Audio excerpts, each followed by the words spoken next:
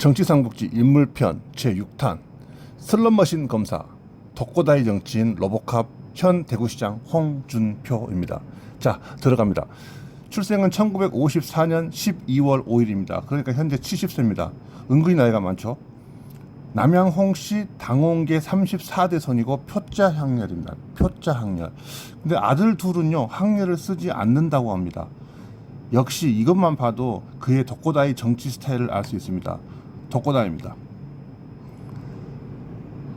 본적은 경상남도 창녕 남지면 남지리 서동마을입니다. 완전 촌놈입니다. 여러분 창녕에요 은근히 유명한 정치인이 많습니다. 그 민주당의 그 박영선 그분도 창녕 아니겠습니까? 현 거주지는 서울시 송파구 잠실동 아시아선수촌 아파트. 본인은 57평을 가지고 있는 걸로 알고 있고요. 두 아들은요 잠실에 있는 그 제가 정말 좋아하는 아파트 리센트 34평을 가지고 있습니다. 그러니까 총 아버지와 아들 둘이서 잠실에 세 채의 아파트를 가지고 있는 거죠. 이건 뭐 그럴 수 있다고 칩니다. 자, 홍준표의 정치적 인생과 그의 인생은요 너무나도 복잡하고 찬란합니다. 정말로 찬란합니다. 그래서 연도별 사건별로 말씀을 드리는 게 오히려 더 정리가 편하고 간략할 것 같습니다. 아니면 꼬여가지고요 골치 아픕니다. 자, 시작합니다. 연도별이니까 좀 이해를 해 주십시오. 최대한 사진으로 표현하려고 노력했습니다. 54년 창녕에서 출생을 했고요. 이제 그 창녕에서 좀 많이 가난했다고 합니다. 근데 부모님의 그 교육 열정이 대단하셔가지고 창녕을 벗어나 대구 영남중학교 그리고 대구 영남고등학교를 들어갑니다. 대구 경북고등학교를 못 간 것이 본인은 두고두고 그게 콤플렉스였으며 향후 출세에도 상당한 핸디캡이었다라고 본인이 스스로 그렇게 얘기한 적이 있습니다. 여하튼 대구 영남고등학교도 상당히 좋은 학교입니다. 그리고 1972년도에 고려대학교 법학과에 입학을 합니다. 여담이지만 그의 자서전을 보면은 그 육군사관학교에 합격을 했다고 합니다. 근데 이제 그 아버지가 그 좀 이렇게 힘 있는 사람들한테 당하는 걸 보고서 아 나도 검사가 돼야겠다고 해서 이제 1980년에 사법시험을 낙방을 한 후에 방위병에 입대합니다. 현역이 아니었습니다. 14개월 근무를 합니다. 그리고 나서 1982년 그러니까는 대학 법학과 입학 후 10년 만에 사법시험을 합격한 후에 본인의 그 신혼집을 마련했다고 얘기를 합니다. 자, 82년도에 사법고시를 합격을 합니다. 그리고 한 6년 후에 1988년에 노량진 강탈 사건을 수사를 합니다. 이때가 이게 무슨 사건이냐면은 전두환이 형 전기환이를 구속시키는 사건입니다. 이때부터 홍준표는 어떤 그 강경한 검사로서 두각을 나타내기 시작합니다. 그리고 나서 1991년 이 전기환, 그러니까 전두환이 형을 구속시킨 사건으로 좀 이렇게 밑보여가지고 그 광주광역시로 이제 그 전처를 당하는 거죠. 그래서 이제 광주에서 근무했다는 말들을 자주 하더라고요. 그러니까 아 이때가 1991년인 것 같습니다. 그리고 이제 그 유명한 1993년 슬롯머신 사건을 조사를 합니다. 이 슬롯머신을 계기로 해가지고 모래시계 작품의 모티브가 됐다고 합니다. 실질적으로 평범한 검사였던 홍준표 검사를 전국적인 인물로 만들어준 사건이며 그의 일생 전체에서 이보다 더 중요한 사건은 없을 것이고 이게 그의 일생에서 하나의 전환점이 되었다고 저는 생각을 합니다. 그리고 나서 바로 한 2년 후죠. 1995년도에 검사직을 사퇴 후 정계에 입문합니다. 그 당시에 입문한 당은 신한국당이었습니다. 신한국당. 그리고 1년 후 1996년에 바로 송파갑에서 초선으로 국회의원에 당선이 되고 바로 2001년과 2004년에 동대문구 지역에서 재선과 3선 의원이 됩니다.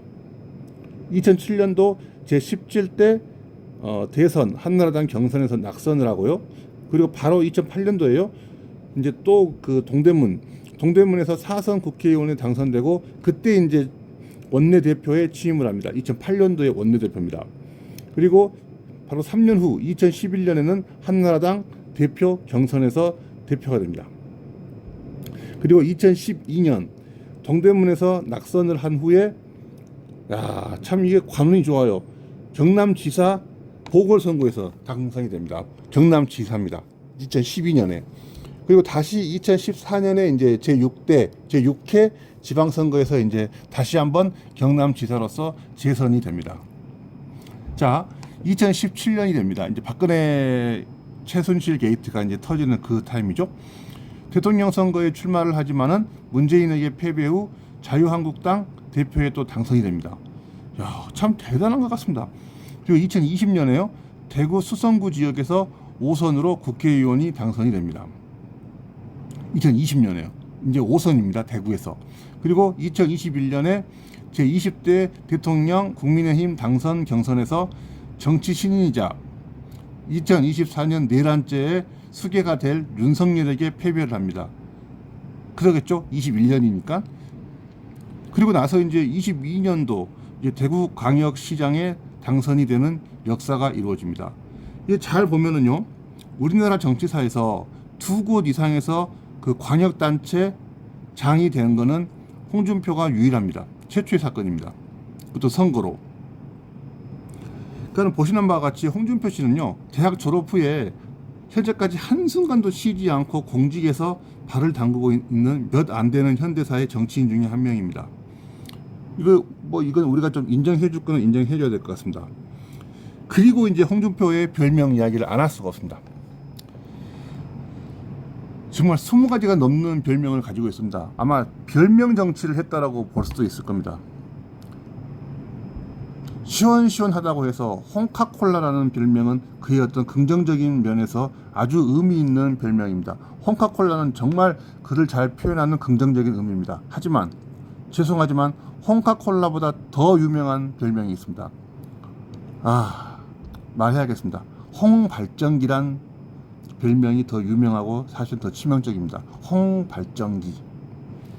이는 그의 자서전에서 언급한 내용이고, 아직도 홍준표가요, 어떠한 선거에 나오든지 간에 절대 여성들의 표를 얻을 수 없다는 소리가 나오는 그 별명입니다.